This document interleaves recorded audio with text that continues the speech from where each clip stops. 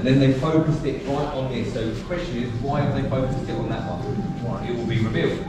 Remember, they would have put the trilithons in first, because they never would have got these stones through the outer circle, because these are big. You know, that's like 30 tons. So what I'm saying is 30 tons each. 40 tons, 40 tons. 50 tons, 50 tons. And all we've led to believe is that they quarried it all with a hammerstone. But remember, the most important thing for this is the date and the time. Remember, they were farmers, they were hunting and gathering, they were living in the spring and the summer, but in autumn and winter, just about reaping what you can find. So this is what they did.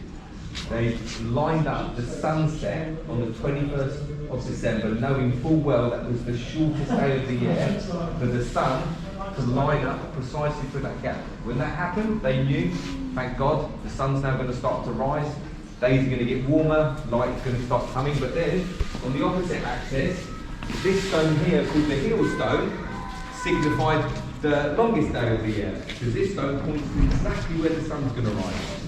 And this, what? So then they knew, right now we need to start ready, batten down to the autumn and the winter. And this is what Stonehenge looks like today. It's all dilapidated, it's all been pulled down. But if you look at the top part here, you see that little stone nipple. Well, look, the rubber's now fallen down, hasn't it?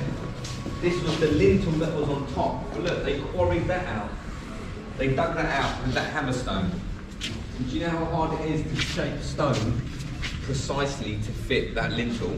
Bearing in mind, if you've ever worked with stone before, I have, worked with kitchens, funny enough, with granite and marble. You crack it once, you snap it, it's gone, right in the bin. Yeah, we're led to believe they did this. Incredible, right?